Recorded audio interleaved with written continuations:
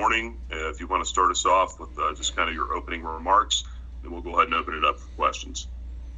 Great. Thanks, Nick. Great to see everybody this morning, and thanks for joining us. Let me start by just expressing our gratitude to Coach Freeze for all that he did for Liberty football and the university over the past 4 years. He and his staff moved this program so far forward, it's really hard to measure, and the contributions they made both on the field and off the field, the spiritual influence that they had have been unparalleled. So we're really grateful to Hugh, and we wish him and Jill and their daughters the very best as they embark on a new journey. With that, we have already launched the search for our next head coach, and we're looking forward to moving through that process very rapidly. My hope is that we'll be able to complete that very quickly and have a new head coach in place by next week.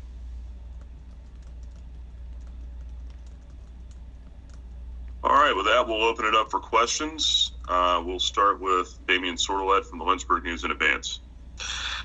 Ian, with trying to get this search done quickly, how important is like the transfer portal opening on December 5th and then the early signing period, which is December 21st, of making sure you have someone in place to navigate all that craziness within a 2-3 week span? Yeah, Damien, the December 5th transfer portal date is, I think, driving all of the searches that are going on around the country right now, because you certainly want to have a coach in place when the portal opens next Monday so that the student athletes know who their coach is going to be moving forward, because uncertainty creates confusion, and you certainly wouldn't want to see a student athlete make a bad decision that ultimately ends up being detrimental to them down the road. So we're going to do everything we can to have a head coach in place by a week from now. Let's go next to Jermaine Farrell, FXR in Roanoke. Ian, first of all, thanks for your time this morning, sir. It's sort of a two-part question. Number one, what exactly are you looking for in your new head coach? And, I know a lot of times athletic directors kind of, if their coach is being looked at, and I know a lot of people say, it's an honor to have your coach looked at for big jobs like this, but is that something you kind of look at, if my coach is, being looked at, do I have my short list? Do I start making contact a little bit early in the event that you're in this position? So it's sort of those two parts. Yeah, I'll start with the second part, Jermaine. Certainly when you have a coach as outstanding as Hugh Freeze, you always want to have a short list ready, because he's one of the best coaches in college football. So you have to anticipate that at some point he could have an opportunity like this. So we're well prepared for that. And in terms of the criteria, at Liberty, it starts off with, we have to have someone who's a strong mission fit, somebody who wants to train champions for Christ and fits our university well. We're also looking for someone who's a strong leader, CEO, culture builder of our program. We need someone who tactically is very skilled and a strong recruiter. So those are the main criteria for our search. Ian, I'll ask one real quick. Can you confirm who the interim head coach is right now? Yeah, last night we had a team meeting at 6 o'clock when Coach Freeze said goodbye to the team, and I had a chance to address the team and introduce our interim head coach, and that is Josh Aldridge, who serves as our co-defensive coordinator. Really impressed with Josh and think he's going to serve us extremely well during this interim period and through the bowl game. Thanks. Let's go next to Mia Nelson from WSET. Thank you. So my question really, I wanted to know, you started the process for looking for a new head coach. Could you explain what that process looks like? Yeah, really a lot of the work's done on the front end, and obviously this did not catch us off guard, on Saturday or the last few days. We knew that there's some possibility that Coach Freeze could be going to Auburn for the past few weeks. So we put together a list of prospective candidates. We've hired a search firm to work with us, and we've been screening candidates and had conversations with a number of individuals already. So again, we're moving very quickly, and again, hope to have the search wrapped up next week. Let's go next to Ed Lane from CBS Sports Radio, Lynchburg. Ian, thank you for your time this morning. Was there a point where you realized retaining Hugh was not going to be an option, or was that something that was relatively clear early on, just given his affinity for Auburn, for the SEC, and obviously the pull that ultimately brought him to those chances? Yeah, we've known the last few weeks that Coach Freeze and Auburn have been in discussions, and it was unfortunate. It's kind of a clunky process with some of the news being released Saturday morning before our game and playing out over the last several days. But ultimately, again, we've been able to get started with our search process, and we're well underway right now. John Manson from A Sea of Red. Morning, Ian. Obviously, you're looking for a head coach, but the football team has a bowl game they're preparing for here in a few weeks. Is there anything you can share about the prospects for that bowl game and things like that? And also, what would be your expectation of how this will go the next few weeks, as far as Josh Aldridge is an interim? Do you expect him to be kind of the head coach regardless of what happens in the coaching side of things for that bowl game, as far as preparation and planning and execution? Yeah, our team's very excited about the bowl game. We expect it's going to be pre-Christmas, and we believe it'll be somewhere in the southeast region, so they'll be very close for some of our players and their families to be able to attend. I think it's narrowed down to a few options right now, so we're excited about that. As you know, we're 3-0 in bowl games, and we want to go 4-0, and we don't have a championship to play for like many schools do, so our bowl game is our championship. So this is something that our coaches, our staff, and our student athletes are excited about and looking forward to. And I've got tremendous confidence in Coach Aldridge and the staff that they will have the team well prepared for the bowl game. Is there anyone within the current staff, Ian, that has expressed interest in this position, or that you'll consider? Yeah, we're considering both internal and external candidates at this time, and again, we've had tremendous expression of interest in this job, and again, that's a credit to Coach Freeze and the staff and our players. This job is so much different than it was 4 years ago. We're getting tremendous interest from around the country from very qualified coaches, and again, what's really the key differentiator for us is we have to have someone who really fits Liberty. Damien, go ahead. Ian, I went back and read the transcript from the 2018 press conference, and you said head coaching experience was preferable for you. But in this climate where you have some up-and-comers as assistant coaches who are very well qualified to be head coaches, are you going to consider both current and former head coaches and current up-and-rising assistant coaches?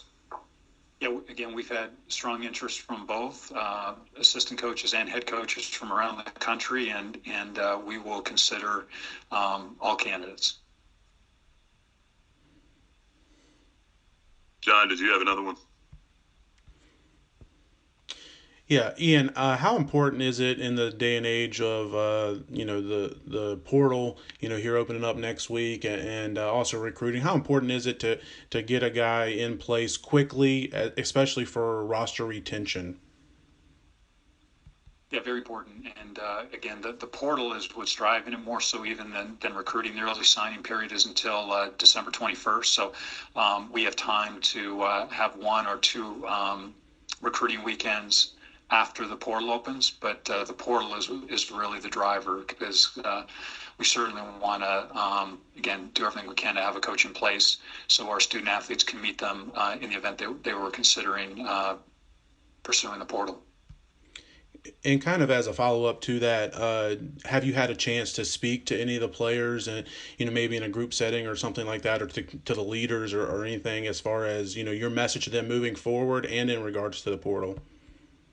I did. I had a chance to speak to the entire team last night, and when we introduced after Coach Freeze said goodbye, and we introduced Coach Aldridge, and had just had a chance to talk to him about everything from the bowl game to the transfer portal to just how to move ahead. Anytime you face change, it's very difficult. And I told him that this is the time when leaders lead, and we've got a really strong group of leaders. The Culture Council, I met with them privately afterwards, and I think we've got a really good group of veteran leaders that love liberty, that represent the culture of our program extremely well, and will be able to really help encourage some of the younger players that are taken aback by Coach Freeze's departure.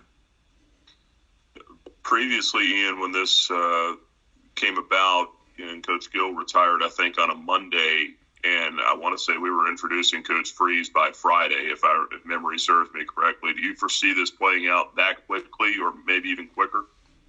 It's going to need to proceed close to that quickly, but we're going to be diligent. We need to be thorough in our vetting process, and we need to also be respectful of some of the programs that are playing this weekend as well. So there's a lot of factors at play right now, but ultimately, again, if we can have a head coach in place by December 5th, that would be a great outcome for Liberty. Let's go to Mia, and then we'll go back to Damien. So how would you say the team is handling this big change? How is it impacting them? Yeah, obviously it did not serve them well on Saturday when some of the news reports came out. The leak that came out of Auburn, just before the game on Saturday, I think was very disruptive to our team. You saw that in terms of the performance on the field, and I kind of chalked it up to Auburn just being Auburn. And as far as how they're doing right now, I think it varies by player, but I think we have a lot of mature locker room, and I think that the veteran players are handling it extremely well, and I think that message will be carried on to some of the younger players who aren't as experienced and haven't dealt with something like this. But I had a chance also to speak to some of the players who were here 4 years ago when Coach Gill surprised all of us with his retirement, and as you mentioned, Nick, and again 4 days later we had Coach Freeze as the new head coach. So anyway, I think there's a lot of confidence that this process is going to work out well, and we're going to have an outstanding head coach leading us forward. Ian, I wanted to bring up a point about NIL in this era. This is the first time you're doing a coaching search for football with NIL as a backdrop. Is that a big factor in how a coach handles that within the program and through recruiting as well?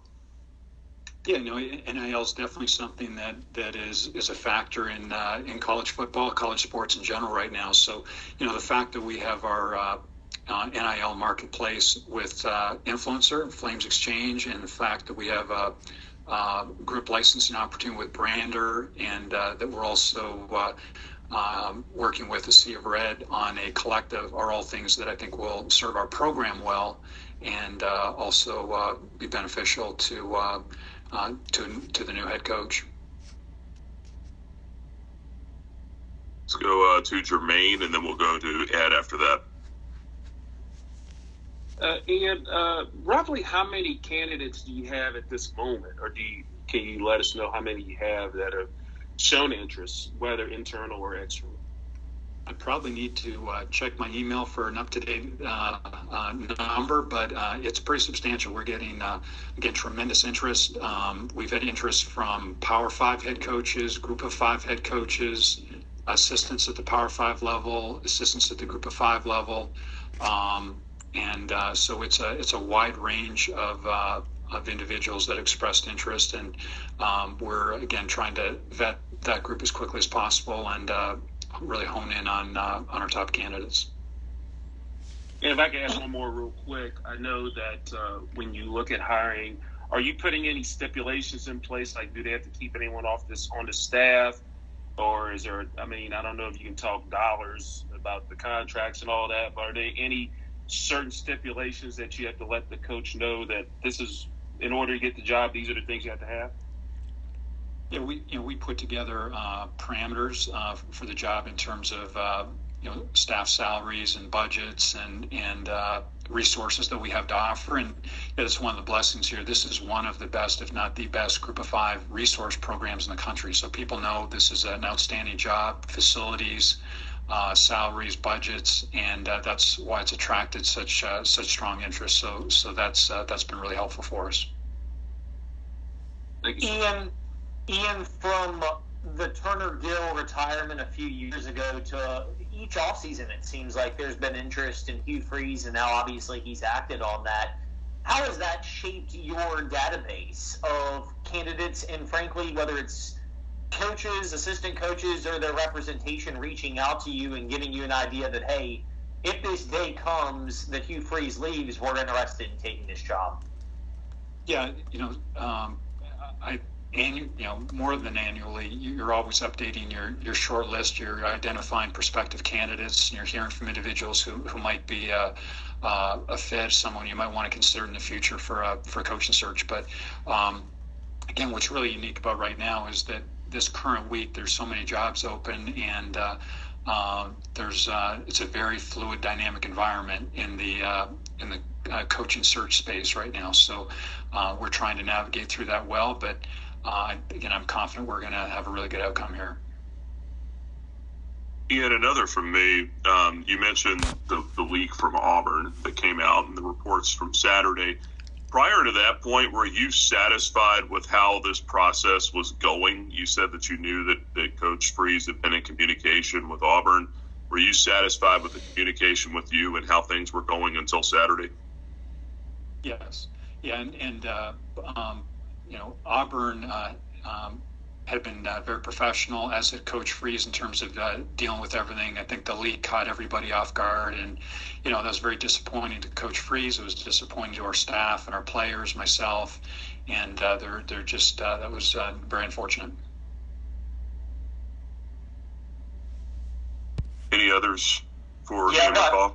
Sure, I've got another one, Ian. In terms of even when you transition from Turner Gill to Hugh Freeze, how is what you're looking for in a coach different now, given the changes to both NIL and the transfer portal? Yes, the college landscape has changed dramatically in the last couple of years, and you mentioned two of the big areas, NIL and transfer portal. So obviously having some experience and aptitude in dealing with those issues is something that would be beneficial and important quality in the next head coach. Is age or experience a factor for you?